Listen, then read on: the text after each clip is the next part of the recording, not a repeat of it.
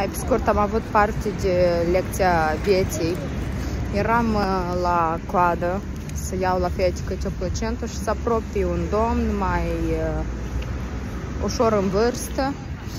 Da, și arăta așa, ca un boschetar. Da, fără dinți, tremura așa cumva, foarte slab, murdar.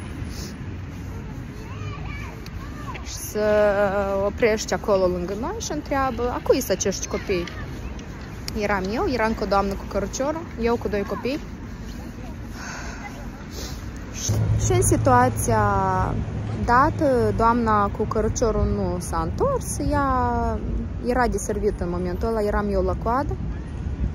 Și eu nu-i dau niciun răspuns, nu-i zic a cui sunt copii, mă rog, nu știu ce intenție are omul, la care el scoate din buzunar 50 de lei și îi oferă la copii și eu zic: nu avem nevoie de bani, e ok, noi nu suntem nevoiași sau așa, copiii au tata lucrează, nu-i problemă de bani. Și el spune: eu vreau din sufletul meu să dau acești bani la copii, pentru că dacă ar avea mai mulți, ar da și mai mulți, că el și-a pierdut copiii lui au murit. Și efectiv mi s-a sculat tot părul pe corp și voiam să-i dau mai mult înapoi, zic să vă cumpăr ceva, deja m-a bulversat istoria asta foarte tare, dar el a zis nu, și-a plecat.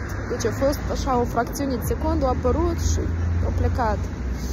Că eu după asta m-am uitat în urma lui să-l ajung și nu l-am mai găsit, poate a plecat printre blocuri, nu știu. Dar știți, noi în viață deseori ne plângem de copii și că ne enervează, nu ne ascultă, nu-ți cuminți. Dar mai bine așa decât să dai bani la copii străini și să-ți pară rău că ai tăi nu mai sunt. Nu știu, m-a atins foarte tare. Nu știu, prima dată mi se întâmplă așa ceva.